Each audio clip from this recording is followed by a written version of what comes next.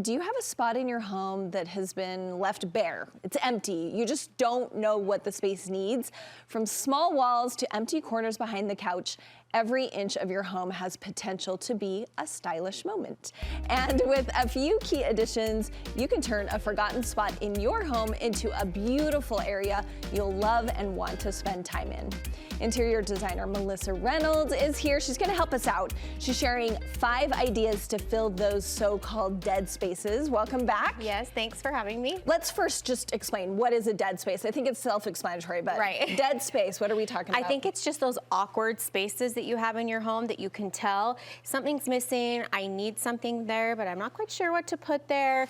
Everybody has them, no matter how big or small your house is. We all have them. It's just kind of figuring out what's going to fit best there. For sure. So I'm glad you're bringing us some ideas. Yes. And your first one is a tree. Stick a tree in it. Right. So I know this isn't like earth-shattering. Like interior trees have been around for years. They're super popular, but the absolute easiest way to fill a dead space is with a tree.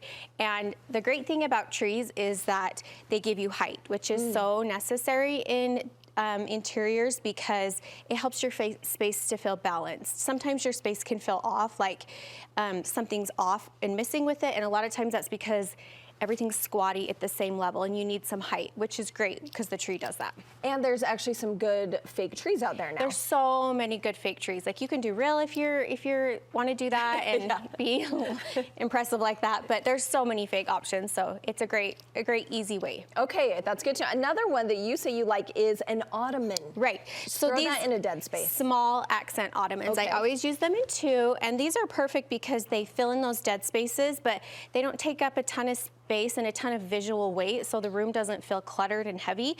These are great to place in front of like a fireplace, which is super popular with new builds now because we all have those big great rooms, and there tends to be a lot of dead space between the coffee table and the fireplace. So adding some ottomans there fills it in and also doubles with added seating, which is wonderful. Yeah, I was going to say, does this have to be in front of another seat? But you're using them here almost just like extra chairs. Right, and you can put them in front of like a small wall if you need something, but you don't want something huge or like really heavy. Yeah. They're a great option for that. And you like the small ones, and is this in addition, do you think it's too much if we have an ottoman in front of our chair or our couch?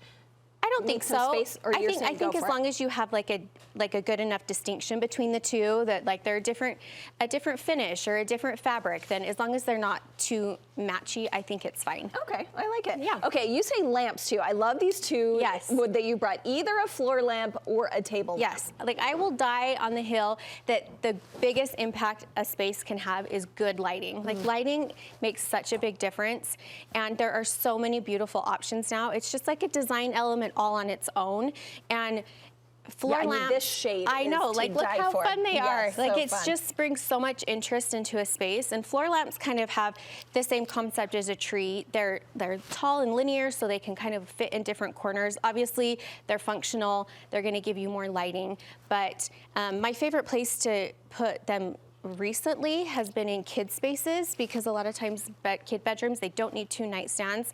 So you put a nightstand on one side and stick a floor lamp on the other, and it really balances it out and fills up that space. So and now so with many all the light bulbs we can get that are wireless, you don't have to you don't necessarily need to have an outlet. What's your favorite place to source lamps? Because these 2 are so unique and cute. I know. I wish, I don't know how if I can choose. There's so many fun different ones. I love, like this is just from Home Goods. Okay, Home Goods, mean, so cute. You can score at Home Goods. You can find some super cute stuff there. So. Okay, and we're standing in front of this cute little accent table. Yes. You say sometimes these are good for small walls. Yes, so this cute little accent chest, these are great if you need storage, but you don't have space for like a credenza or a console table. I love using these at the foot of the stairs or the top of the stair landing. It gives you like a cute moment. I always put art or a mirror above it, so it's like a cohesive little beautiful moment there. They're great, obviously, because they're storage. This piece right here, I actually stole from my client. We used them in her bonus room above her garage, and she puts all their Legos in there. They're great because they're a better price point than credenzas, and you can also put 2 of them together, and if you need more space. But sometimes you just need something heavier, and you need something that's more substantial. Yes. So these are now great I saw options. that you should, and we saw in the photos, you always put a little, you said art or mirror behind it. How do you suggest we style the just on top? Well, obviously I love a lamp. some lighting. Yeah. So a cute lamp, some kind of greenery or flowers, and that's all you need. Keep it simple, and it's because it's not a huge space, so you don't want to go overboard and make it feel too cluttered. Okay, now your next one, I'm proud because I've done this in my home. You say a little accent chair with art. Now, we have the accent chair here. Yes. And are you talking about accent art on the wall next to it? I'm talking about like behind it, like Behind some art it. behind Okay. it or next to it. That works too. These are great We've got in photos here. Yeah, we can instances see. where you could use a little added seating, but you obviously don't have room for an accent chair. These are great because they're kind of cute and like vintage feeling. It's kind of more of like a vintage feel. I love to place these next to, if you have this situation in your house where you have like a credenza and a TV above it, there's always dead space on both sides of it. And so put a cute little chair there, add some art above it, throw a plant on the other side, and you have it balanced out in a really beautiful moment. We have photos here of you putting really cute pillows on top. Anything else you would suggest maybe placing on the seat? You could put a cute little plant. I mean, it would make it so you can't use it a sit ton there, of times, but like a cute little pillow, maybe a throw, but it gives it just a little bit more texture. But these chairs are so fun.